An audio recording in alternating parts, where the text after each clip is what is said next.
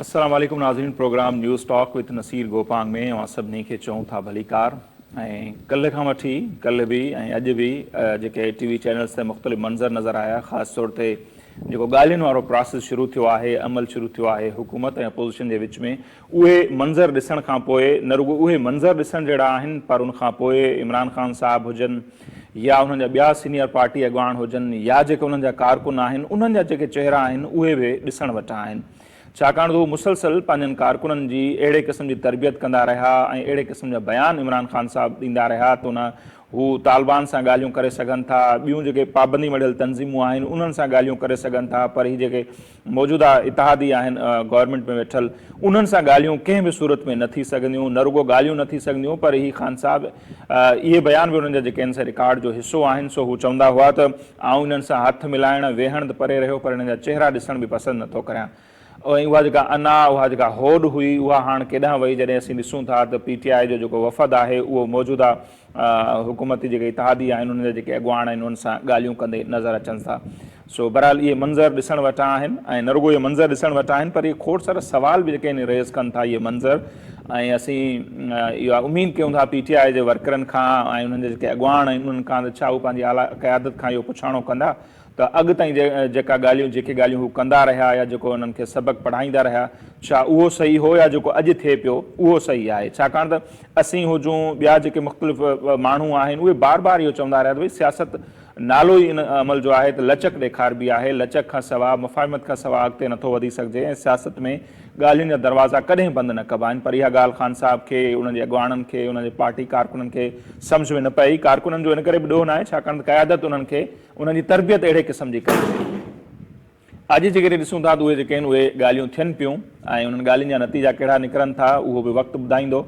अॼु जे प्रोग्राम में असीं उन ते ॻाल्हि ॿोल कंदासीं। हिकिड़े पासे जेके इहे ॻाल्हियूं थियनि पियूं उन्हनि में बज़ाहिर इहो ॿुधायो पियो त ख़ान साहब जी डिमांड इहा आहे त मई में ई जेको आहे मौजूदा ही 3 असेंबलियूं टोड़ियो ऐं जुलाई में इलेक्शन करायो। मुख्या नुक़्तो इहो आहे, पर जेके ज़रिया असांखे ॿुधाइनि था त रुॻी डिमांड इहा कोन्हे। इहो चइबो आहे त घणो घुरिबो तॾहिं घटि वञी मिलंदो। अंदरि में हू डिमांड कुझु ॿी करे रहिया आहिनि ऐं डिमांड इहा आहे त इमरान ख़ान साहब ते हींअर ताईं जेके केस आहिनि ऐं उन्हनि केसनि जे नतीजे में मां ॾिसो था त ज़मान पार्क खां उहे ॿाहिरि नथा निकिरी सघनि। ॿाहिरि निकिरनि था त उहे जेका हिकिड़ी ॿियनि खे चवनि था ख़ौफ़ खे बुत तोड़ दो, उहे पाण हिकिड़ी बाल्टी पाए निकिरनि था, हिकिड़ी अलाए अजीब क़िस्म जी हिकिड़ी हिफ़ाज़ती शील्ड ठाहे ॿाहिरि निकिरनि था। मतिलबु हू ज़मान पार्क में क़ैद थी विया आहिनि, कमरे जो क़ैदी जेको थी वियो आहे ख़ान साहब उनखे ॿाहिरि निकिरणो आहे ज़ाहिर आहे। सो डिमांड इहा आहे त इमरान ख़ान साहब जा केस ख़तमु कयो। न रुॻो एतिरो, पर KP ऐं पंहिंजे पंजाब असेंबली जेका टोड़ी उन्हनि पाण पंहिंजी अना ख़ातिर या हुकूमत खे ब्लैकमेल करण लाइ, उहा हुकूमत त ब्लैकमेल कान थी, इलेक्शन त कान थी, हाणे हू चवंदा त उहे असेंबलियूं जेके आहिनि उहे बहाल थियनि। क़ौमी असेंबली में जेके उन्हनि इस्तीफ़ा ॾिना आहिनि उहे जेके आहिनि रद्द कया वञनि ऐं उन्हनि खे असेंबली में अचणु ॾिनो वञे। क़ौमी असेंबली में मुख़ालिफ़ जो उहिदो उन्हनि खे ॾिनो वञे। सो ॻाल्हियूं इहे पियूं थियनि अंदरि में, बाक़ी ॿाहिरि ॿुधाए पियो त उन्हनि जी इलेक्शन जी डिमांड आहे। सो इन्हनि ॻाल्हियुनि में केतिरी सदाकत आहे, पंहिंजे अॼु जे प्रोग्राम में असीं हुन ते बि ॻाल्हि ॿोल कंदासीं। गॾोगॾु असीं ॻाल्हि ॿोल कंदासीं 3 रुकनी बेंच ते। अॼु हियरिंग थी ऐं जेको 4 अप्रैल ते उन्हनि फ़ैसिलो ॾिनो हो त पंजाब में जेको आहे 14 मई ते इलेक्शन थियणी आहे। अॼु उन वाल सां ॿुधणी थी, पर जीअं असां कल्ह बि प्रोग्राम कयोसीं त कल्ह बि इन बेंच में काफ़ी माठार नज़र आई ऐं उहा फुर्ती माज़ी वारी नज़र कोन आई। अॼु बि असांखे काफ़ी माठार ई नज़र आई ऐं अहिड़ो को ख़ासि पुछाणो कोन थियो त भई उनजो छा थियो। 14 मई ते इलेक्शन थियणी आहे पंजाब में, पर अञा ताईं फंड रिलीज़ कोन थिया आहिनि। सो जीअं चयो पियो त मे बि वज़ीर आज़म खे या ॿियनि खे तौहीन अदालत जा नोटिस जारी थियनि, अहिड़ो कुझु नज़र कोन आयो हुते असांखे। हा, इहो ज़रूरु थियो जो नाणे वारी वज़ारत खे नोटिस जारी थियो आहे त भई फंड जारी थिया न थिया ऐं छो न थिया, उन हवाले सां वज़ाहती रिपोर्ट जेका आहे सो उहा जमा करायो। सा रिपोर्ट जमा थी वेंदी ऐं अॼु जेके ॻाल्हियूं थियूं आहिनि हुकूमत ऐं PTI जे अॻवाननि विच में, उहे बि अंगारे ताईं मुलतवी थी वियूं आहिनि ऐं अंगारे ते ॾिसूं था छा थो थिए। सो उन ते पाण वधीक ॻाल्हि ॿोल कयूं था। सीनियर सहाफ़ी ऐं तर्ज निगार आहिनि सुहेल सांगी साहब, उहे असां सां टेलीफोन लाइन ते हींअर मौजूदु आहिनि। सुहेल साहब, तमामु घणी महिरबानी, अवां असांखे वक़्तु ॾिनो। सुहेल साहब, अवां खां इहो सम्झणु चाहींदासीं ख़ान साहब जी जेका समूरी सियासत रही आहे, अवां जे आॾो आहे सियासत में सदाईं इहो चयो वेंदो आहे त ॻाल्हियुनि जा दरवाज़ा बंदि न कबा आहिनि, किथे लचक बि ॾेखारबी आहे, मुफ़ाहिमत सां अॻिते हलिबो आहे। पर ख़ान साहब जेका सियासत पाकिस्तान में इंट्रोड्यूस कराई पंहिंजनि अॻुवाणनि में, पंहिंजी पार्टी में, पंहिंजनि हमदर्दनि कारकुननि में, त बाबा हीअ जेके मुख़ालिफ़ आहिनि, इहे चोर आहिनि, डाकू आहिनि, इन्हनि सां हथ मिलाइण त परे रहियो, इन्हनि जो चहिरो ॾिसणु पसंदि नथो कयां। अॼु असीं ॾिसूं था उहा जेका अना हुई, उनजी होड़ हुई, उहा केॾां वई। अॼु ॾिसूं था बल्कि कल्ह खां वठी त हिकिड़े पासे शाह मोहम्मद कुरैशी, फवाद चौधरी ऐं ॿिया वेठा आहिनि, ॿिए पासे मौजूदा जेके हुकुमरान आहिनि उन्हनि जी टीम जा माण्हू वेठा आहिनि। सो इन खे कीअं था ॾिसो अव्हां, ख़ासि तौर ते जेके ख़ान साहब जा सपोर्टर आहिनि उन्हनि ताईं इहो कहिड़ो पैगाम ईंदो हूंदो ऐं छा उहे इमरान ख़ान साहब खां इहो पुछाणो कंदा त कहिड़ी सियासत तव्हां असांखे सेखारी पए, हीअ अवी छा करे रहिया आहियो? ॾिसो, पहिरीं ॻाल्हि इहा आहे त मुज़ाकरात थियणु, ॻाल्हियूं थियणु, नेगोशिएशन थियणु, इहो हिकिड़ी पॉज़िटिव ॻाल्हि आहे। इहो हिकिड़ो पॉलिटिकल एक्ट आहे। बिल्कुलु, इन जे करे जेको आहे ओवरऑल मतिलबु त कल्ह इमरान ख़ान छा पे चयो ऐं छा पे कयो उनखे छॾे करे हीउ हिकिड़ो अहिड़ो अमल आहे जंहिंजे लाइ असां सभिनी खे, जेके बि मुल्क जा माण्हू आहियूं, जमहूरियत चाहियूं था, मुल्क जी ख़ैरखाई चाहियूं था, उन्हनि खे इन जो वेलकम करणु खपे। बाक़ी इहो आहे त इमरान ख़ान जी पॉलिटिक्स खे ॾिसजे त हू त जॾहिं जेके बि माण्हू पॉलिटिक्स सम्झनि था, ॻाल्हाइनि था, उन्हनि जो इहो ई आहे त भई इमरान ख़ान त सियासतदान आहे ई कोन्हे, हुनजो पॉलिटिकल एटीट्यूड ई कोन्हे। हू जेको आहे सो जीअं सियासत जो मतिलबु इहो हूंदो आहे त तव्हां ॿिए सां ठही हलो, ठीकु आहे न, त उहो त हू कोन कंदो। हीउ हुनजो हिकिड़ो ॿियो यू टर्न आहे जेको हुन वरितो आहे, उन जे तौर ते आहे। त बाक़ी हाणे इन में मतिलबु त मुंहिंजे ख़्याल में हिन मरहले ते जेकॾहिं इमरान ख़ान ऐं हुनजी पार्टी ॻाल्हियुनि ते आई आहे त उन ते को घणो मज़मती प्रोग्राम हलाइण या छा उन जो को एॾी हू को कोन थींदी आहे। हा, हू जेके बि ॻाल्हियूं करे उन खे ॾिसी करे उन जेके मेरिट ॾियनि था उन ते ज़रूरु जेको थियणु खपे। ऐं इहो हुनजो हिकिड़ो यू टर्न आहे। हू ॻाल्हियुनि ते आयो, सुठी ॻाल्हि आहे। इहा ॿी ॻाल्हि आहे त विच में जेको आहे सो कोर्ट सगोरी अची पई या हुन इहो फरमाइशूं कयूं, पर हाणे अगेन हिकिड़ो त वरी जेको सियासतदाननि पार्लियामेंट हुननि जो जेको आहे उहो पुड़ भारी थियो आहे, ऐं उहो भारी थियो आहे त नतीजे में समुझ ॻाल्हियूं पॉलिटिकल अंदाज़ सां थियणु शुरू थियूं आहिनि। लेट अस होप के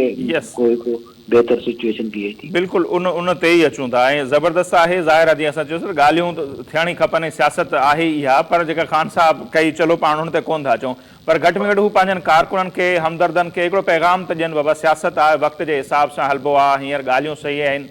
अव्हांखे लॻे थो त ख़ान साहब मां इहा असीं उमेद करे सघूं था त हू हिकिड़ो पॉज़िटिव मैसेज ॾियनि पंहिंजनि कारकुननि खे, उहा जेका होड़ आहे, अना आहे, उन तां थोरो लहनि त जीअं हिकिड़ो जेको इहा सियासत में ई खणी अचनि जेको गंद फैलायो वियो आहे उन जो को ख़ात्मो थिए, सबर ऐं तहमुल वारी सियासत थिए, मुख़ालिफ़ खे मुख़ालिफ़ सम्झो वञे, दुश्मन न सम्झो वञे। ॾिसो, इमरान ख़ान त सियासत में हिकिड़ो अजीब ग़रीब क़िस्म जो हिकिड़ो जेको थींदो न तशदुद वारो उहो हिकिड़ो हुनमें एलिमेंट दाख़िल कयो ऐं नतीजे में हुनमें इहो त भई जेकॾहिं तव्हां वटि हिकिड़ो 500,000 5,000 माण्हुनि जो ग्रुप आहे त पोइ तव्हांजो सॼो मुल्क उथलाए सघो था ऐं गिटियूं बंदि करे सघो था, शहर बंदि करे सघो। उहो हिकिड़ी ग़लति ट्रेंड हुयो ऐं हिन जेको कुझु कयो त उनजे नतीजे में हुनखे ओवरऑल त ॻाल्हि उते ई वञी बीठी त नेठ ॻाल्हियुनि ते अचणो पियो न। दुनिया में जेके बि वॾियूं बि लड़ायूं थियूं, उहो फर्स्ट वर्ल्ड वार हुजे या सेकेंड वर्ल्ड वार हुजे, उहा थी नेठ त तव्हां टेबल ते ईंदो न, ॻाल्हियुनि ते ईंदो न, त उन ते आयो आहे त हुन इहो न कयो ऐं न कयो त मुंहिंजे ख़्याल में सभिनी खे जेको आहे सो जेके बि पॉलिटिकल धुरियूं हुयूं, बल्कि नॉन पॉलिटिकल धुरियूं बि, उन्हनि बि जेको आहे सो उनखे एतिरो कयो आहे, ॻाल्हि हुनखे सम्झ में आई या सम्झाई वई या मजबूर थी वियो थो ॻाल्हियुनि ते अचे, इन में उहो आयो आहे। हाणे मैसेजूं पंहिंजे कारकुननि खे मुंहिंजो ख़्यालु आहे त कोन ॾींदो।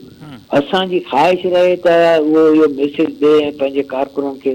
सम्झाए त बाबा सियासत माने ॻाल्हि ॿोल थींदी आहे, सियासत माने ॿिए जी हैसियत खे मञणु हूंदो आहे,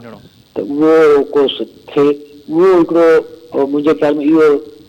ख़्वाहिश जेका असांजी फ्री मेच्योर लॻे थी, ज़रूरी कोन्हे त उहो करे, हा करे थो त पोइ मुंहिंजे ख़्याल में हिकिड़ो तमामु हिकिड़ो मुस्बत क़िस्म जो हिकिड़ो कदम आहे। ऐं उन कदम जे नतीजे में ख़ुदि इमरान ख़ान जो पंहिंजो जेको पॉलिटिकल ग्राफ आहे उन में चेंज अची सघे थी त हू जेकॾहिं वाकई पॉलिटिकल रवैयो रखी करे इहो इन ॻाल्हि खे मञे थो त भई सियासत जो मतिलबु इहो न आहे त भई तव्हां जेको आहे सो ज़ोरी करे उते वञी मंझराए, बल्कि असुल शइ सियासत में आहे न भई तव्हां आम माण्हुनि खे पंहिंजो जेको बि प्रोग्राम आहे उन ते तव्हां उनखे कन्विंस कयो, उन्हनि खे सम्झायो, माण्हू तव्हांजो साथ ॾियनि। इहो कोन्हे त तव्हां इहो डंडा खणी इहे सभु शयूं कयो, त इहो हिकिड़ो रहंदो आहे मुंहिंजे ख़्याल में, जेकर करे थो चङी ॻाल्हि आहे। बिल्कुलु। ऐं जेकॾहिं काशू पहिरियों ईअं कनि हा, जीअं जॾहिं इक़्तिदार में आया त अपोज़िशन हुनखे चयो त ठीकु आहे जीअं बि आया आहियो असां मूंखे वज़ीर आज़म तस्लीम कयो आहे, मीसा के मईशत अलाए कहिड़ियूं कहिड़ियूं ऑफर थियूं, बहरहाल इहा जेकॾहिं अञा न हुजे हा शायदि हिन मक़ाम ते न पुॼनि हा। वरी पोइ इस्लामाबाद खे फतह करण जूं कोशिशूं, मार्च, वरी जेको ज़मान पार्क में थियो, बहरहाल इहो माज़ी जा किसा। हाणे अचूं था जेके हीअ ॻाल्हियूं थियनि पियूं सुहेल साहिबु, कीअं था ॾिसो हाणे बि हुन में ख़ान साहिब जो शर्त हुआ त पहिरियों ही असेंबलियूं टोड़ियो मौजूदा ऐं इलेक्शन जी तारीख़ जो पोइ पाण अॻिते वधंदासीं। हाणे माना हुनजो शर्त इहो आहे, माना ही असेंबलियूं टुटनि, तव्हां नथा सम्झो त हीअ जेके 3 असेंबलियूं बचियूं आहिनि बलोचिस्तान जी, सिंध जी, क़ौमी असेंबली जी, उनजे मैंडेट जी हिकिड़ी तोहिन हूंदी जेकॾहिं वक़्त खां अॻु जेका 13 अगस्त उन्हनि जी तारीख़ आहे उन खां पहिरियों टुटनि थियूं, छा इहो बहितर अमल हूंदो? ॾिसो इहो को बहितर अमल आहे कोन, इन जे करे जो जेको पाकिस्तान में हिकिड़ो पॉलिटिकल जेको माहौल आहे, उन पॉलिटिकल माहौल में उहो त को एतिरो आहे कोन जो इन असेंबलियुनि खे टोड़नि, उन जे ख़िलाफ़ इन जे हक़ में हुजे भई असेंबली टोड़ी वञनि वाक़ई सभु जो सभु, ऐं बिल्कुलु नए सिर चूंडूं थियनि, उन्हनि जी त को बीहे कोन थी। बाक़ी ठीकु आहे, ॻाल्हियुनि लाइ वेठो आहे त उन में त ॻाल्हियूं थींदियूं त उन में बार्गेन त थींदी आहे। तव्हां कुझु घणो घुरंदव त पोइ कुझु उन खां घटि मिलंदो। उहो त पाण जेको रोज़ु हिन में रिक्शानि टैक्सियुनि में सवारी कंदा आहियूं, उन्हनि खे त हूंदो आहे न भई केतिरे जो आहे, घटि वधि पोइ अञा भला केतिरो, उहो त हिकिड़ो रहंदो। त हुन इहो रखियो आहे, ज़रूरी कोन्हे त उहा ॻाल्हि अॻियां वञनि, अॻियां बि एतिरा ई सख़्तु शर्त अची सघनि था। इहो बि थी सघे थो 1.5 लाख अची वञे, ॻाल्हियूं टुटी वञनि, ऐं वरी बि जेको आहे ॿीहर ॻाल्हियुनि लाइ वियनि, वरी कुझु थिए, इहो को हिकिड़े धक में ॻाल्हियूं थी वञनि, इहो मुमकिन कोन्हे। छो त जहिड़ी एक्सट्रीम ते हू शयुनि खे इमरान खान वठी वियो आहे, या जेको तव्हां ॿुधायो पियो त जहिड़े क़िस्म जा मुतालबा रखिया आहिनि, उन्हनि मुतालबनि सां को हिकिड़े धक में थींदो कोन। इहो ॻाल्हियूं आहिनि, इहो मुसलसिल अमल थींदो। सही। ऐं अॼु बि जेकॾहिं ॾिसूं था न हिकिड़े पासे ॻाल्हियूं थियनि पियूं, उहा ई जी ॻाल्हि त घणो घुरिबो। परवेज़ इलाही साहब वरी जेके आहिनि उहे चवनि था त इमरान खान, बल्कि इमरान खान पाण चयो आहे जिते बि तव्हांखे नज़र अचे हुकूमत बदनीतीअ जो मुज़ाहिरो पई करे या डिले टैक्टिक्स पे करे, अवां उथी हलिया अचिजो, असांखे ॻाल्हियूं न खपनि, पहिरियों असेंबलियूं टोड़ियो, तारीख़ जो इलेक्शन जी, पोइ असीं अॻिते वधंदासीं। न उहो मुंहिंजे ख़्याल में जेकर उहो करे थो त जेको हुनजो वापसि वञी उन गैर सियासी जेको रवैयो आहे उन ते वञी बीहे थो, ऐं उन ते बीहे थो, उन मतिलबु इहो थियो त पोइ हिन सॼे जेके बि अमल में उहो थियो त कोन, सिखियो त कोन। ऐं गुज़िरियल दफ़े जेको हुनखे जेके प्लस पॉइंट मिलियूं त उन में त इहो ई हो न त असांजे मुख़्तलिफ़ इदारनि में उन्हनि जे तरफ़ां जेका बि उनखे सपोर्ट मिली पए, उनजो वॾो सबबु त उहो ई हो न। प्लस इहो त भई ठीकु आहे, इहो 10-15 माण्हू, 1000 माण्हू या 5000 माण्हू या 2000 माण्हू निकिरे करे कनि था, एतिरा माण्हू गॾु कनि ॿिए कंहिं बि पॉलिटिकल पार्टी लाइ त को इशू कोन्हे न। ऐं पोइ त इहो तव्हां क्लेश जी सूरत में अची वञूं, उहो ज़ाहिर त ख़राबु आहे। त इन करे उन ते वापसि वञे थो त उहो ही पंहिंजे पेट ते कुआड़ हणंदो, ऐं ॻाल्हियूं ख़ुदि मुल्क जे लाइ ऐं ख़ुदि जेको असांजी पार्लियामेंट आहे, आइन आहे, ऐं जेको जमहूरी माहौल आहे उन ख़िलाफ़ थी। सही। अच्छा सुहेल साहब, अॼु इहा ख़बर बि आई आहे, हिकिड़े पासे थी डिमांड था कनि ही असेंबलियूं टई टोड़े ऐं इलेक्शन जी तारीख़ ॾियो, ॿिए पासे वरी अॼु जेके सत्येन खान आहिनि पंजाब असेंबली जा स्पीकर, उन्हनि ॿुधायो आहे त पंजाब ऐं KP के असेंबली जेके टोड़े चुका आहिनि, उन्हनि जी बहाली जे लाइ ख़ान साहिब जे हिदायतुनि ते असां हिकिड़ी पिटीशन तयारु कई आहे, जेकॾहिं पंजाब में 14 मई ते इलेक्शन कोन थी थिए त पोइ असीं उहा पिटीशन कोर्ट में दाख़िल कंदासीं, इन्हनि ॿिन्ही असेंबलियुनि खे बहाल कयो। ॾिसो न, इहो कुझु माहिरनि जे तरफ़ां इहा राय आई आहे, कानूनी माहिरनि जे तरफ़ां, त भई इहो बि हिकिड़ो थी सघे थो उन जे नतीजे में जेको आहे जेका सिटिंग गवर्नमेंट आहे उनखे कंहिं तरीक़े सां बैक फुट ते वञी सघे थो। छो त जेको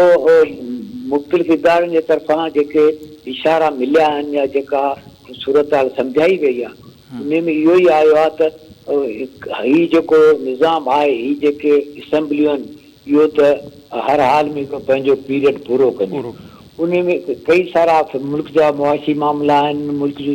जेको बि चइजे त इम्पोर्ट एक्सपोर्ट जो किसो आहे, IMF जो सभु मामिलो आहे, उनखां वधीक ॻाल्हि आहे ख़ुदि जेका पंहिंजे हिन रीजन जी हिन खिते जी जेका सिचुएशन आहे उहा ख़ुदि इहा डिमांड करे थी। पाकिस्तान अञा ताईं इहो तइ न करे सघियो त इहो प्रो चाइना उन कैंप जो पार्ट थो बीहे या अमेरिका वारे कैंप जो थो बीहे या अञा माॻे जेको टियों हिकिड़ो ग्रुप बीहे पियो उन सां गॾु थो बीहे। त इन जे करे उहो अगेन अञा ताईं वॾो हिकिड़ो आहे त भई हीअ त असेंबलियूं हर हाल में कंटिन्यू कंदियूं या हीअ जेके सिस्टम आहे इहो हर हाल में कंटिन्यू कंदो। हीअ कंटिन्यू कंदो त पोइ इहो आहे त भई पोइ त असीं सफ़ा ई रहिजी वेंदा तंहिंजे करे कंहिं न कंहिं तरीक़े सां इन सिस्टम जो पार्ट थियूं ऐं इन जो बल्कि सिस्टम में पंहिंजो हिसो वठूं। उहा हिकिड़ी कोशिशि थींदी ऐं रहंदी। त मतिलबु इहो जॾहिं ॾिनो आहे त इहा ॻाल्हि सम्झ में रखणु खपे त इमरान ख़ान जो उहो मुतालबो त असेंबलियूं टोड़ियो उहो कमज़ोर आहे। मतिलबु उन ते उनखे ख़बर आहे त उहो थी कोन सघंदो त हीअ हुनजे जेको स्टैंड बाय में हुनजो इहो आहे त भई पोइ ठीकु आहे मूंखे मुंहिंजो असेंबलियूं ऐं मुंहिंजो हुकूमत ॿाहिरि करे ॾिनो सूबनि में इहो मतिलबु अञा ताईं हेॾो वधीक ख़ासि शइ थिए त ॾिसे छा थो थिए। ऐं इहो बि अव्हां सभिनी खे यादि हूंदो त परवेज़ इलाही पाण हुननि खे सम्झाइनि पिया त इहा ग़लती हूंदी वॾी ॿिनि सूबनि जी तव्हांजी हुकूमत पंजाब जी ख़ासि तौर ते KP में इहा ग़लती न कयो ऐं हाणे उहे रियलाइज़ बि कनि था। फवाद चौधरी मञे बि थो त इहा असांजी ग़लती हुई क़ौमी असेंबली में ॿाहिरि अचणु असांजी ग़लती हुई ऐं हाणे पिटीशनूं पिया तयारु कराइनि कीअं पंहिंजे असेंबलियुनि खे बहाल कराइजे। बहरहाल अच्छा सुहेल साहिबु हिकिड़ो ॿियो मामिलो बि इंतिहाई अहम आहे जेको कोर्टुनि वारो आहे अव्हांजे साम्हूं आहे ऐं अॼु बि जेका हेयरिंग थी अव्हां ॾिठो त उहो ई त नाणे वारी वज़ारत खे सुप्रीम कोर्ट नोटिस कढियो आहे त 21 अरब रुपया अञा ताईं छो जारी न थिया आहिनि। 3 मोहलतूं असां अव्हांखे ॾिनियूं पर जेका पहिरीं एग्रेशन असांखे नज़र आई पई जजनि जे रवैये में उहा कल्ह खां वठी कोन पई नज़र अचे। उन जा सबबु छा पिया ॾिसो जेके इहे कुझु ऑडियो लीक थियूं आहिनि उहे आहिनि या जेके पार्लियामेंट में तकरीरूं थियूं या जेके ठहराव बार बार मंज़ूर थियनि पिया उहे पंहिंजो असरु ॾेखारनि पिया। ॾिसो हिन में असरु त पाकिस्तान में जेके दुरियूं असरु ॾेखारे सघंदियूं आहिनि उन्हनि ई पंहिंजो असरु ॾेखारियो। बेसिक ॻाल्हि त इहा आहे। ऐं ॿी जेका इहा आहे त ख़ुदि जेको पंहिंजे इन जजिस बिरादरी में जेको मामिलो थियो या इन सॼे जुडिशरी जे अंदरि जंहिंमें वकील ऐं बार काउंसिलूं पार्ट आहिनि उन में जेको थियो उहो ॾाढो वधीक इम्पॉर्टेंट आहे। ऐं जेके तव्हां ऑडियो लीक थियण वारी ॻाल्हि कयो था त उहो बि हिकिड़ो सिग्नल हुयो त भई ऑडियो त पोइ हाणे इलाही सारा ऑडियोज़ आहिनि उहे बि लीक थी सघनि था। उहो बि हिकिड़ो आहे त हीअ मुख़्तलिफ़ फैक्टर्स आहिनि। हाणे एग्ज़ैक्टली इहो चई सघनि त कहिड़े फैक्टर कयो त उहो मुश्किल आहे पर मूंखे इहो थो लॻे त बेसिकली जेके जन वॾी संगत चाहियो थिए उहो थियो मैसेज ॾिनो ऐं ॻाल्हि हुनखे सम्झ में आई। ऐं इहा ॻाल्हि त तइ आहे त 14 मई ते पंजाब में इलेक्शन न पई थिए। हालांकि शेख रशीद खे अलाए कंहिं आसिरो ॾिनो आहे उहे चवनि अॼु बि चवंदा त न इलेक्शन थींदी। शेख रशीद साहब त वांदो माण्हू आहे उहो त कुझु बि चई सघे थो इलेक्शन थींदी ऐं उन में हिकिड़ा पॉलिटिकल स्टेटमेंट हूंदा आहिनि जेके हरू भरू हिकिड़ो माण्हुनि खे उहो ॾियण जे लाइ उहो हूंदा आहिनि। हिकिड़ो हूंदियूं आहिनि शयूं पब्लिक कंज़प्शन जूं उहे पब्लिक कंज़प्शन जे तौर ते ठीकु आहे बाक़ी त शयूं न आहिनि। सही ठीकु आहे सुहेल साहिबु तमामु घणी महिरबानी अव्हां असांखे वक़्तु ॾिनो। नाज़रीन सीनियर सहाफ़ी तर्जनिगार सोहेल सांगी साहिब जो मौक़िफ़ अव्हांजे साम्हूं आहे। बिल्कुलु सूरतहाल साम्हूं आहे जीअं असां इंट्रो में बि ज़िक्र कयोसीं त PTI किथे खणी वई मामले खे उनजी जेका अना ऐं उनजो जेको तकबर गुरूर जेको असीं चऊं होड ऐं अॼु हू किथे पहुता आहिनि। ज़रूरु हू पाण बि सोचींदा हूंदा नथा सोचनि त ज़रूरु सोचणु खपे या जेके उनजा वोटर सपोर्टर आहिनि उन्हनि खे बि ज़रूरु सोचणु खपे त उन्हनि कहिड़ो उन्हनि खे पैगाम ॾिनो पिए कहिड़ा लेक्चर या तकरीरूं उन्हनि ॿुधियूं पिए कीअं माण्हू ज़मान पार्क में पंहिंजनि ई इदारनि सां टकराव में आया पेट्रोल बम पे उछलाया शेलिंग थी कुझु जेके कारकुन वीचारा पंहिंजूं जानियूं बि विञाए वेठा जॾहिं 5 मई ते गादी वारे शहर ते उन्हनि चढ़ाई कई इहो सभु कुझु जेको थियो हुनजो अंत इहो निकितो जो नेठुरनि खे ॻाल्हियुनि जी मेज़ ते अचिणो पियो ऐं इहे ॻाल्हियूं जेकॾहिं अॻु में थियनि हा त शायदि PTI जो इहो अंजाम न थिए हा जेको हींअर थियो आहे। बहरहाल ॾिसणो वरी बि इहो आहे त इहे ॻाल्हियूं तॾहिं ई अॻिते वधी सघंदियूं जॾहिं लचक जो मुज़ाहिरो थींदो ऐं लचक जेका आहे ॿिन्ही धुरियुनि खे ॾेखारणु खपे। सो हाणे ॾिसूं था ख़ान साहब त डिमांड कुझु ॿी पियो करे हींअर पर उन में लचक ॾेखारींदो या न उन ते पाण वधीक बि ॻाल्हि ॿोल कंदासीं पर हिते वक़्तु थियो पियो मुख़्तसर ब्रेक जो ब्रेक वठंदासीं वापसि ईंदासीं ऐं उन ते अञा वधीक तफ़सीली तौर ते पाण ॻाल्हि ॿोल कंदासीं।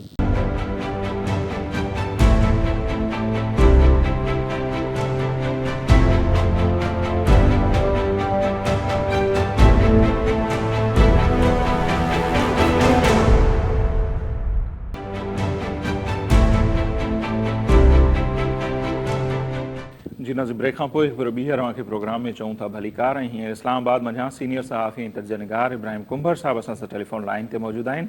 इब्राहिम साहब तमामु घणी महिरबानी अवां असांखे वक़्तु ॾिनो। कीअं था ॾिसो इहे मंज़र अव्हांखे कीअं पिया लॻनि जेके हिते असीं बि ॾिसूं पिया कल्ह खां वठी शाह महमूद कुरैशी साहब, फवाद चौधरी ऐं PTI जा ॿिया अॻुवाण उन्हनि माण्हुनि सां ॻाल्हियूं पिया कनि जंहिंजे लाइ मुसलसल उन्हनि हिकिड़ी कैंपेन हलाई, ख़ासि तौर ते इमरान ख़ान साहब ये चोर हैं, डाकू हैं, इनसे हाथ मिलाना तो दूर की बात, मैं इनको देखना भी पसंद नहीं करूँगा, पंहिंजनि कारकुननि में इहा प्रीच कंदा रहिया जंहिंजे करे जेका हिकिड़ी नफ़रत जी फिज़ा सॼे मुल्क में पैदा थी त सियासी मुखालफ़नि खे माण्हू पंहिंजो दुश्मन सम्झणु लॻा, ख़ासि तौर ते PTI जा कारकुन जिन खे यूथियो चयो थो वञे। ऐं अॼु जॾहिं उहे यूथिया इहे मंज़र ॾिसंदा हूंदा छा थो लॻे अव्हांखे त उन्हनि खे इहे मंज़र कीअं लॻंदा हूंदा, वणंदा हूंदा या अव्हांखे लॻे थो त एतिरी सम्झ उन्हनि खे आहे जो पंहिंजनि अॻुवाणनि खां पुछाणो कनि त उन्हनि खे छा चवंदा रहिया, ॿुधाईंदा रहिया, अॼु बि छा पिया कयो? जी Naseer, thank you very much. घणनि ॾींहंनि खां पोइ हाल अहिवाल थियनि था। हिकु त जेके असीं ॻाल्हि करियूं था त इमरान ख़ान जेको सो आहे जे मौक़िफ़ ते हो त आउं सभिनी सां ॻाल्हाइण लाइ तयारु आहियां, इवन सालबान सां ॻाल्हाइण लाइ तयारु आहियां, पर हिन जेको सो जेके हू चोर टोलो चवे थो, धाड़ेल डाकू चवे थो, उन्हनि सां ॻाल्हाइण जे लाइ तयारु न आहियां। पर इमरान ख़ान जी शुरू खां वठी जेकॾहिं हेसि ताईं सॼी सियासी या हुकुमरानी तर्ज़ अंदाज़ जेकॾहिं ॾिसजे त उन में हुन जेको कुझु चयो आहे उन तां यू टर्न वरितो आहे। हिकिड़ो त ई पहिरियों जेको सो हुनजो पहिरियों जेको माटो चइजे, पहिरियों मक़सदु चइजे, पहिरियों हुनजी जुज़ चइजे सियासत जो, उहो आहे त हुन इन ई मामले ते यू टर्न वरितो आहे, जीअं हिन खां अॻु में अणगणिया यू टर्न्स आहिनि। पर बुनियादी सुवालु जेको सो आहे उहो हू इमरान ख़ान चाहे छा थो उहो आहे। इमरान ख़ान कहिड़ी नियत सां ॻाल्हियूं करे पियो, इमरान ख़ान हुकुमरान धुर खां कहिड़ो रिलीफ वठणु चाहे थो, इहो आम मामिलो आहे। इमरान ख़ान ख़ुदि हिकिड़ो जॾहिं नेब कानून में तरमीमूं आंदियूं हुयूं, अपोज़िशन उन वक़्त जी अपोज़िशन जहिड़ी मुस्लिम लीग नवाज़ ऐं पीपल्स पार्टी ऐं इमरान ख़ान साहिबु ख़ुदि इक़्तिदार में हो, तॾहिं उनखे हुन NRO जो नालो ॾिनो। अॼु जॾहिं ॻाल्हियुनि में समूरियूं ॻाल्हियूं थियनि थियूं त इमरान ख़ान जेको सो पंहिंजे लाइ रिआयतूं वठण जी बि ॻाल्हि करे थो, पंहिंजे कारकुननि जे लाइ रिआयतूं वठण जी ॻाल्हि करे थो, पंहिंजूं मंज़ूर थियल इस्तीफ़ाऊं वापसि करे असेंबली जो दरवाज़ो पंहिंजे लाइ खोलण जी ॻाल्हि करे थो। त जेकॾहिं इहो NRO 2, 3, 4 न आहे छा आहे? पहिरीं ॻाल्हि इहा आहे, यानी हिकिड़ो यू टर्न हू हो, ॿियो यू टर्न ही आहे। त इन्हनि घुमाटियुनि में इहे ख़बरूं चारूं आहिनि, ॻाल्हियूं हलनि पियूं, पर सवाल इहो आहे त ॻाल्हियूं जेको उहो सियासी अंदाज़ में थियनि पियूं या न, उन ते मुंहिंजी पंहिंजी राय आहे। हिकिड़ी लाइन इमरान ख़ान कढी छॾी आहे, ॻाल्हियुनि जो इख़्तियार जेको सो कमेटी जो उहो सरबराह जेको सो शाह महमूद कुरैशी आहे, पर इमरान ख़ान ख़ुदि चवे थो त ॻाल्हियूं तॾहिं कामयाबु थींदियूं जॾहिं फौरी तौर ते असेंबलियूं ठहनि ऐं उन खां पोइ जेको सो ॻाल्हियूं कंदासीं, न त का बि ज़रूरत न आहे। यानी कुल इख़्तियार जेको सो आहे इमरान ख़ान पाण वटि रखी छॾियो आहे, हथे ख़ाली शाह महमूद कुरैशी, फवाद चौधरी ऐं बैरिस्टर अली ज़फ़र खे मोकिलियो आहे हुकूमती कमेटी वटि। पर हुकूमती कमेटी में जीअं त हुकुमरान धुर जा मुख़्तलिफ़ जेके उहे अॻुवान शामिल आहिनि, उनजे करे हू कोशिशि कनि पिया त सियासी अंदाज़ में ॻाल्हियूं थियणु घुरिजनि ऐं कंहिं नतीजे ते पहुचणु घुरिजनि। हुकुमरान धुर जो जेको ज़हन आहे उहो अॻु में वाज़े थी चुकियो आहे। पार्लियामेंट उनजी असास आहे, पार्लियामेंट मां करारदादूं कानून साज़ी, पार्लियामेंट में थींदड़ तक़रीरूं, लाज़मी ॻाल्हि आहे हुकुमरान धुर या जेका हुकूमती इतिहाद जेको आहे उन खां पोइ ते रुॻो हिननि टिनि चइनि कारकुननि या तहरीक इंसाफ़ जे जेको सो ज़ोर ते उहो पंहिंजी पोज़ीशन तब्दील न कंदो। अलबत्ते सियासी ॻाल्हियुनि में जेको सो आहे उहो गिव एंड टेक थींदो आहे, ॾे वठि जे बुनियाद ते ॻाल्हियूं कामयाबु थी सघनि थियूं, पर शर्त उहो आहे त उन में जेके ॻाल्हियूं कंदड़ ॿई धुरियूं आहिनि उन्हनि जी जेको सो नियत जेको सो क्लियर हुजे ऐं पॉलिटिकल विजन जेको सो उनजे अॻियां हुजे। पॉलिटिकल विजन मां मुंहिंजो मुराद त सियासतदाननि खे ई ॻाल्हियूं करणु घुरिजनि ऐं सियासतदान ई मसइले जो सियासी हल जेको सो आहे सियासतदान खे कढणु घुरिजे ऐं कंहिं बि इदारे जी अजारदारी जेको सो आहे या हिक अची, इहो सियासी विज़डम आहे। जेकॾहिं उन ते इमरान ख़ान अचे थो ऐं सम्झे थो त जेको सो कंहिं इदारे खां ब्लैकमेल थी करे ॻाल्हियूं न कजनि, पर सियासी पार्टियुनि खे पाण ई ॻाल्हियूं करणु घुरिजनि, त मुंहिंजे ख़्याल में ॻाल्हियूं कामयाबु थींदियूं। ॿी सूरत में अङारे जो ॾींहुं आहे उहो बाज़ाब्ते तौर ते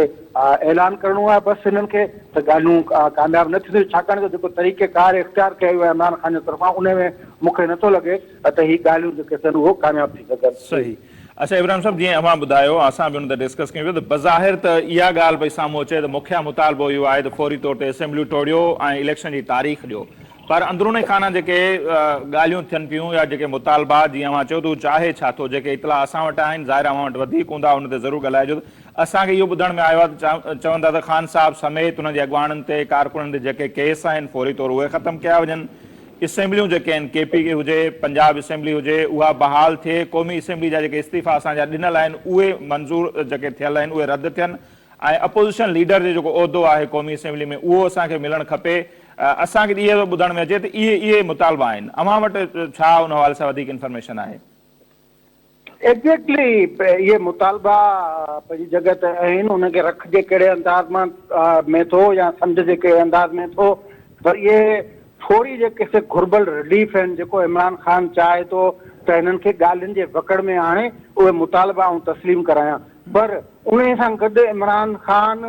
कतई तौर ते इहो नथो चाहे त इलेक्शन जेका सा उहा अक्टूबर में यानी जेका हुकूमत क़ौमी असेंबली जो जेको सो मुदो पूरो थियण खां पोइ थिए। ॿ शयूं आहिनि, इमरान ख़ान पंहिंजो रिलीफ चाहे थो, जेका हुन जीअं अॻे में ॻाल्हि कई तर्ज़ अंदाज़ या तर्ज़ सियासत आहे उन में हुन यूटर्न, ब्लैकमेलिंग, प्रोपेगेंडा, इहे सभु जेको मिक्स कल्चर आहे उनखे साण गॾु करे हू हलणु चाहे थो, उन में हू रिलीफ बि वठणु चाहे थो ऐं 14 मई ते चूंडूं बि चाहे थो, फौरी असेंबली जो डिज़ोल्यूशन चाहे थो, सभु कुझु चाहे थो, उहो ई चाहे थो जेको हुनजे फ़ाइदे में हुजे। पॉलिटिकल सिनेरियो, सियासी मंज़र जेको सो आहे, सियासी मंज़रनामो आहे, उनखे का शइ वारे में अचे थी, रियासत खे का शइ वारे में अचे थी या नथी अचे, उन सां इमरान ख़ान कतई तौर ते बदल न आहे। पंहिंजो रिलीफ हुनजी अवलीन तरजीह आहे, उन खां अलावा पंहिंजी पार्टी जी बका ऐं पार्टी जे लाइ सहारो वग़ैरह अहिड़ा जेके से टूल्स आहिनि, उहे टूल्स बि हू हिननि ॻाल्हियुनि मां हासिल, उनजा मक़सद जेके आहिनि उहे टूल्स इस्तेमालु करे हिन मौक़े मां हू फ़ाइदो वठणु चाहे थो। जी, पर ॿिए पासे बि त ॾिसो था, ज़ाहिर जयद जेके आहिनि उहे सियासतदान आहिनि, सीनियर पॉलिटिशियन, ख़ान साहब खां काफ़ी वसी तजर्बो रखंदड़, छा उहे ईअं कंदा त अक्टूबर खां पहिरियां इलेक्शन थिए ऐं 13 अगस्त ते असेंबली जी मुदत पूरी थियणी आहे, उनखां अॻु में असेंबलियूं टोड़नि, जेकॾहिं इहो थिए थो त माना इलेक्शन खां पहिरियां इहा त ख़ान साहब जी मौक़िफ़ जी फतह हूंदी ऐं इन जो ख़ान साहब खे फ़ाइदो थींदो, ऐं ॿियो जेके हीअ 3 असेंबलियूं हींअर मौजूदु आहिनि, क़ौमी या 2 सूबाई असेंबलियूं, उन्हनि जे मैंडेट जी छा इहा तोहीन न हूंदी जेकॾहिं ख़ान साहब जी डिमांड ते इहे असेंबलियूं पहिरियां टुटनि थियूं? असुल नसीब मसइलो ज़मीनी हक़ीक़तुनि खे सम्झण जो आहे। सियासत पंहिंजी जॻह ते आहे ऐं आइन जी पासदारी उहा इंतिहाई ज़रूरी आहे, पर आइन जी पासदारी जेका सा उहा जेका इमरान ख़ान जे हिननि 4 सालनि में जेका थींदी रही उनखे बि असां अखियुनि सां ॾिठो आहे, पर जेके ज़मीनी हक़ीक़तूं आहिनि उन्हनि जो अदराक ज़रूरी आहे। हिन वक़्तु जिते मतिलबु जंहिं वक़्त में असीं आहियूं या जेको हीउ महीनो आहे या ईंदड़ महीनो आहे, उन वक़्तु कहिड़ियूं शयूं पॉलिटिकल तौर ते मुल्क जे लाइ फ़ाइदो ॾेई सघनि थियूं, रियासत खे जेको सो फ़ाइदो ॾेई सघनि थियूं, उहो ॾिसणो आहे, या रुॻो PTI खे जंहिं शइ मां फ़ाइदो हुजे उन खे ॾिसणो आहे। इहा शइ इंतिहाई अहम आहे ऐं उन जे बुनियाद ते जेके तव्हां ॿिया सियासतदान जेके हिते वेठा आहिनि उहो लाज़मी आहे उन जी बुनियाद खे उन्हनि शयुनि खे ॾिसी फ़ैसिलो कंदा। रुॻो तहरीक इंसाफ़ जी फतह या सियासी पार्टियुनि जी फतह शिकस्त जो मसइलो न आहे, मसइलो हिन जहिड़े तहिड़े सिस्टम, जहिड़े तहिड़े जमहूरी सिस्टम जी बका जो बि आहे, मसइलो जेके चैलेंजिस आहिनि हिन मुल्क खे, या मुआशी चैलेंजिस हुजनि, सियासी हुजनि या जेको हुजे, उन्हनि चैलेंजनि खे मुंहुं ॾियण जो बि आहे। ऐं इमरान ख़ान जेको ॻाल्हि करे थो उहो हिकिड़े लाअबाली शख़्स वारी ॻाल्हि आहे, हिकिड़े अहिड़ी सियासी पार्टी जो सरबराह जेको बाक़ी ज़मीनी हक़ीक़तुनि खे नज़रअंदाज़ करे ऐं कोशिशि करे थो त हुनजी जेका एजेंडा आहे उहा पूरी थियणु घुरिजे। ऐं उन खां पोइ जेको वॾो मज़ाक़ जेको सो उहो इहो आहे त इहा हक़ीक़त केरु मञण लाइ तयार ई न आहे त हेॾे वॾे सूबे जेको अधु पाकिस्तान आहे उन में चूंडूं जेके थियनि उहे ईंदड़ चूंडुनि ते असरअंदाज़ कीअं न थींदियूं, छो न थींदियूं, बिल्कुलु थींदियूं। उन करे वन यूनिट या जेको मफ़रूज़ो इस्तेमालु थिए थो या जेको लफ़्ज़ इस्तेमालु थिए, टर्म इस्तेमालु थिए थो, उहो पंहिंजी जॻह ते उनजी अहमियत आहे ऐं इमरान ख़ान उन शइ खे सम्झण जे लाइ तयारु न आहे। इहे शयूं जेके थियनि उहे उन सां पाकिस्तान हिकिड़ो फेडरल सिस्टम आहे, पाकिस्तान में वफ़ाक़ियत बिल्कुलु कमज़ोर थींदी, माण्हुनि जो जेको सो सियासी जेको सो ईमान जेको वफ़ाक़ ते आहे उहो इंतिहाई कमज़ोर थींदो ऐं उन खां पोइ जेके नतीजा ईंदा उहे नतीजा के ज़बरदस्त क़िस्म जा कोन ईंदा। हींअर बि वफ़ाक़ जे नाले में मुख़्तलिफ़ जेके क़ौमूं आहिनि उन्हनि खे ॿधी गॾु करे विहारियो वियो आहे आइन जे नाले में। पर सुभाणे जेकॾहिं पंजाब में इलेक्शन थिए थी ऐं उन जी हुकूमत जे मातहत जेको सो क़ौमी इलेक्शन थिए थी क़ौमी असेंबली जी, त उन जा नतीजा सभिनी जे साम्हूं कहिड़ा ईंदा। त उन जे करे इहे तमामु ज़मीनी हक़ीक़तूं आहिनि जेके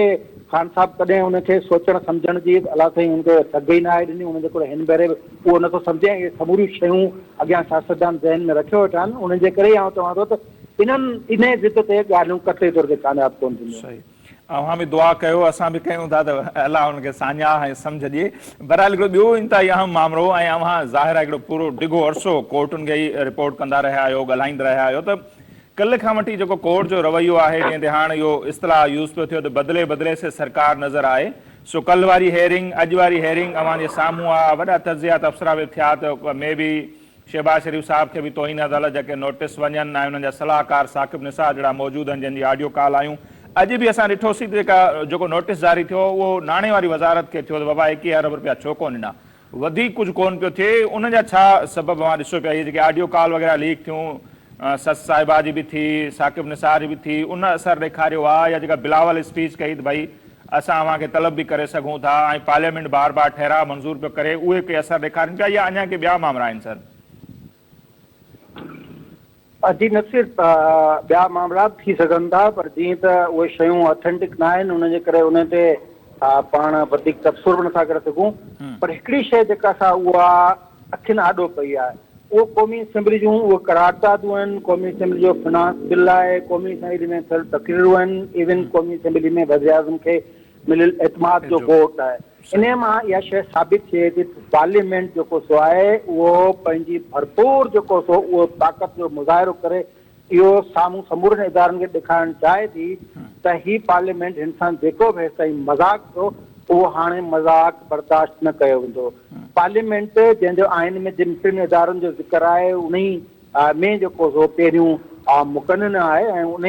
पार्लियामेंट इहो साबित करे ॾेखारियो आहे त हाणे जेको सो आहे जेको हेसि ताईं थियो सो इनफ इज़ इनफ। हाणे जेको सो आहे उहो कंहिं वज़ीर आज़म खे घुराइणु, कंहिंखे तौहीन अदालत जो नोटिस ॾियणु, कंहिंखे घर मोकिले छॾणु, कंहिंखे नाइल करणु, इहा मश्करी बंदि थियणु घुरिजे। उनखे खणी सुप्रीम कोर्ट आइन कानून जा कहिड़ा बि जेको सो उहो पर्दा बुरका पाराए। पर पार्लियामेंट इहो हिन वक़्तु फ़ैसिलो करे छॾियो आहे। इहो पहिरियों दफ़ा थियो आहे जो पार्लियामेंट में मौजूदु जेके बि सगारियूं पार्टियूं मौजूदु आहिनि या हुकूमत में आहिनि उन्हनि इहो इतफ़ाक़ राय सां फ़ैसिलो कयो आहे त हिन पार्लियामेंट जा जेके इख़्तियार आहिनि जेके कॉन्स्टिट्यूशन में वाज़े आहिनि उन ते क़तई तौर ते सौदेबाज़ी न थींदी। पोइ उन्हनि जे इख़्तियारनि खे ओरांगण जे लाइ खणी को ॿियो इदारो नोटिस ॾे तो इन अदालत जा जी कार्रवाई करे या छा बि करे, पर पार्लियामेंट जा इख़्तियार जेके आहिनि उहे इख़्तियार इस्तेमालु कया वञनि। हिकिड़ी शइ इहा आहे। ॿी शइ मुमकिन आहे त दिफ़ा वारी वज़ारत जेका ब्रीफिंग ॾिनी हुई उन ब्रीफिंग में कुझु अहिड़ियूं शयूं हुजनि, अहिड़ियूं शयूं हुजनि जिन जो अदराक थी वियो हुजे चीफ जस्टिस मोज़िज़ ऐं मोज़िज़ ॿियनि जजनि खे त यार हीउ मामिलो बिल्कुलु न हलंदो ऐं हीउ जेको सो असांजो ऑर्डर आहे। हाणे सुप्रीम कोर्ट इहो त वाज़े तौर ते चई छॾियो आहे त पंहिंजो ऑर्डर वापसि न वठंदा, पर एतिरा कई ऑर्डर आहिनि जेके जिन ते अमल दरामद नथो थिए। अहिड़ा असांखे कई ऑर्डर जेके अथनि उन्हनि जो जेके ॻोल्हजनि उहे मिली बि वेंदा। ऐं बज़ारि जेके साम्हूं ताज़ो ऐं इस्लामाबाद हाई कोर्ट में मकानी चूंडुनि वारो ऑर्डर हो, ॿिए ॾींहुं मकानी चूंडुनि या उन हफ़्ते अंदरि करण जो ऐलान, उन ते हुकूमत अमल कोन कयो। वरी नई कानून साज़ी थी वरी उन ते नज़रसानी थी। बहरहाल सो हिकिड़ियूं अणथियणियूं शयूं हूंदियूं आहिनि उहे क़तई तौर ते थी नथियूं सघनि। ऐं आउं सम्झां थो त हुकूमत इहा सम्झी वरितो आहे त 14 मई वारो फ़ैसिलो अणथियणो आहे, पॉसिबल ई न आहे। ऐं दिफ़ा वारी वज़ारत सुप्रीम कोर्ट जे आॾो इहा शइ वाज़े करे चुकी आहे। उन जे करे कोर्ट खे जेको पंहिंजो सबुर या तहमुल जो मुज़ाहिरो करिणो पियो आहे। ऐं मुंहिंजे ख़्याल में फ़ैसिलो अची चुको आहे, उन ते अमल नथो थिए। उहो असरअंदाज़ जेको सो सुभाणे ईंदड़ वक़्त में उनजो असरु निकिरंदो। पर फ़िलहाल जेको सो कोर्ट जो जेको मूड ॾिसूं था त उहो सबुर ऐं तहमुल वारो आहे। सही। ऐं जेका हिकिड़ी ख्वाहिश हुई कल्ह बि शाहबुन कुरैशी जी, फवाद चौधरी जी, पंहिंजे हुकूमत ते कोर्ट अमल कराए, उहो त कोन पियो थिए। 14 मई वारे फ़ैसिले ते जेको 4 अप्रैल ते आयो हुकुम। सो पोइ इन मां कीअं हज़ारूं ख़्वाहिशूं ऐसियूं जी बिल्कुलु जी त पोइ इन जेका इहा सूरत हाल बीठी आहे ज़ाहिर आहे हुकूमतुनि ते अमल कोन थी करे चवंदा पार्लियामेंट हिन दफ़े त हुकूमत बि वॾी सियाणप कई आहे न शहबाज शरीफ़ साहिबु चयो थो मूंखे कैबिनेट मंज़ूरी कोन ॾिनी कैबिनेट चयो थो पार्लियामेंट स्टैंडिंग कमेटी में वियासीं स्टैंडिंग कमेटी चयो त पार्लियामेंट में वियासीं पार्लियामेंट ठहरा मंज़ूर करे छॾियो हाणे जंहिंखे नोटिस करणा आहिनि सो कढो इन समूरे मामले मां कोर्ट कीअं निकिरे ॿाहिरि छा था सम्झो कुझु ॻाल्हियूं इहे बि हलनि थियूं जीअं हिकिड़ो एबटाबाद जे शहरी खे ख़्यालु आयो त भई पिशावर जी या केपी जी इलेक्शन जी परवाह कोन्हे पर एबटाबाद जे शहरी खे पंजाब जी इलेक्शन जी परवाह हुई ऐं उहा उनजे लाइ उन्हनि दरख़्वास्त अची ॾिनी ऐं उन ते पोइ सभु कुझु थियो सो चवंदा मे बि को फुल कोर्ट वग़ैरह ठहे इन समूरे मामले ते या इन फ़ैसिले ते त अमल कोन पियो थिए पोइ इन मां को तरीक़ो कढिजे या छा पियो थिए मतिलबु इन 4 अप्रैल वारे फ़ैसिले जो पोइ छा थींदो जी मूं अॻु में ॿुधायो त फ़ैसिला अहिड़ा कई पिया आहिनि जिन ते अमल दरामद जेको सो आहे उहो मुतक़ाज़ी आहे त उन्हनि ते अमल दरामद कयो वञे पर उन्हनि ते कोर्ट जेको सो कॾहिं न आहे ॾिसंदी कोर्ट जो बदकिस्मती इहा आहे जो जेको रुझान इफ़्तिख़ार चौधरी विझी वियो न पसंदि नापसंदीदा फ़ैसिलनि जो उन में अमल दरामद वारे मामले खे खणी पोइ उन में जेकॾहिं पोइ एनआरओ जो अमल दरामद हुजे या मेमू गेट जो अमल दरामद हुजे उन में कंहिंखे साइड लाइन करणो हुजे ईअं ई थींदो रहियो आहे पर हाणे जेके हिन ते अमल नथो थिए त उन जो असर मज़बूत सुभाणे ई निकिरंदो आहे सुभाणे कंहिंखे बि पोइ हिन अदालत जो शोकात नोटिस जारी थिए आया वज़ीर आज़म खे ई हटाइणो आहे या नाणे वारे सेक्रेटरी खे शोकात नोटिस जारी करे हुन खां माफ़ी तलाफ़ी करे मामिलो हिकिड़े पासे करे छॾिणो आहे हुन जा कई रस्ता आहिनि सुप्रीम कोर्ट जेकॾहिं इन ते बरक़रार आहे त फ़ैसिले ते अमल दरामद थियणो आहे या असां ॾेई चुका आहियूं सो थी वियो उन मां बि कई रस्ता निकिरनि था बुनियादी तौर ते इहो आहे त अदालतूं जेके आहिनि जॾहिं चाहिनि त रस्ता त कढी अचनि न इहे साॻियूं अदालतूं हुयूं पोइ हाई कोर्ट हुजे या सुप्रीम कोर्ट हुजे मुशर्रफ वारी जेका था सज़ा खे न रुॻो कलज़म करणो पर उन ई अदालत जूं ख़ासि अदालत जूं पहाड़ूं पटे छॾियूं त सुप्रीम कोर्ट जेको वणे उहो करे सघे थी पर जंहिं शइ जेका अणथियणी आहे मूं चयो उन ते हुकूमत जो तइ करे छॾियो आहे जो अणथियणी आहे उन ते अमल दरामद न आहे उन जा नतीजा कहिड़ा निकिरंदा उनजो सुभाणे ॾिठो वेंदो पर अॼु जी जेका सिचुएशन इहा फ़िलहालु इहो फ़ैसिलो मौजूदु हूंदो फील्ड में अमल न थियो हाणे सुभाणे वटि ॾिसंदासीं उन नतीजो कहिड़ो थो निकिरे ठीकु आहे इब्राहिम साहब तमामु घणी महिरबानी तव्हां असांखे वक़्तु ॾिनो नाज़रीन इब्राहिम कुंभर सीनियर सहाफ़ी तर्जनिगार ऐं तक़रीबन को 22 सालनि खां सुप्रीम कोर्ट खे ई रिपोर्ट कंदा रहनि था सो हुनजी राय अव्हां जे साम्हूं आहे जेको कुझु थिए पियो सियासत में गॾोगॾु अदालतुनि में सूरत हाल अव्हां जे साम्हूं आहे ऐं नज़र पियो अचे बिल्कुलु वाज़े त न 14 मई ते पंजाब में इलेक्शन पई थिए न जेको सुप्रीम कोर्ट उन हवाले सां 4 अप्रैल ते फ़ैसिलो ॾिनो उन ते अमल थींदे नज़र पियो अचे ऐं नई जेका इहा PTI जी ख़्वाहिश आहे त को मई में असेंबलियूं टोड़ियो ऐं जून जुलाई जे आख़िर ताईं इलेक्शन करायो उहो थींदे बि नज़र कोन पियो अचे बल्कि उहो जॾहिं थींदे नज़र कोन पियो अचे त हाणे उन्हनि जी ॿी हिकमत अमली इहा आहे जो पंजाब ऐं ख़ैबर पख्तूनख्वा असेंबली खे बहाल कराइण जे हवाले सां हाणे उन्हनि कोशिशूं तेज़ करे छॾियूं आहिनि पिटीशन तयारु थी चुकी आहे अॼु सब्तैन ख़ान साहब जेके स्पीकर हुआ पंजाब असेंबली जा उन्हनि ॿुधायो आहे न रुॻो एतिरो पर जेके अंदरून खां ॻाल्हियूं थियनि पियूं अंदरि ई अंदरि में उन्हनि जूं ॻाल्हियूं जेके थियनि पियूं उन्हनि में ॿुधायो इहो पियो वञे त बज़ाहिर तो इलेक्शन जी डिमांड पिया कनि पर डिमांड असल में हू इहा पिया कनि त केस ख़तमु कयो ख़ान साहब तव्हां न गॾोगॾु जेको आहे असेंबलियूं असांजो बहाल करण में असांजी मदद कयो ऐं क़ौमी असेंबली में अपोज़िशन जो उहिदो असांखे ॾियो ॻाल्हि अची हिते बीठी आहे ऐं इहा ॻाल्हियूं कंहिंखां लिकल न आहिनि जेकॾहिं अॼु लिकल आहिनि त सुभाणे ते पधरियूं थींदियूं ऐं पोइ असीं ॾिसूं था त जेके ख़ान साहब जा सपोर्टर आहिनि वोटर आहिनि छा उहे ख़ान साहब खां या जेके हुन जा ॿिया पार्टी अॻवान आहिनि उन्हनि खां को पुछाणो कंदा त अव्हां असांखे कहिड़ी लाइन ते लाथो इदारनि जे साम्हूं बिल्कुलु हाणे असांखे बिहारियो सियासी मुखालफ़नि खे असां दुश्मन करे पे ट्रीट कयोसीं ऐं अॼु अमी छा पिया कयो सो इहो हिकिड़ो वॾो सुवालु आहे जेको चढ़ियूं था त कारकुन पार्टी खां कीअं पुछाणो कनि था हालांकि उनजी रिवायत पाकिस्तान में ॾाढी घटि आहे पर ॾिसूं PTI जे कारकुननि जे लाइ चयो थो वञे हिकिड़ो पढ़ियो लिखियो क्लास आहे बराबरि उन पढ़े लिखे क्लास जेके कमु असांखे हिते या मुल्क जे मुख़्तलिफ़ दुनिया जे मुख़्तलिफ़ हिसनि में जेके मुज़ाहिरा थिया उते जेका लैंग्वेज यूज़ थी उहा कई उन मां अंदाज़ो थी वियो त उहे केतिरा पढ़िया लिखिया आहिनि बहरहाल अॼु जो प्रोग्राम असांजो हिते पंहिंजी पुॼाणी थो पहुचे असांखे ॾींदा इजाज़त अलाह निगहबान।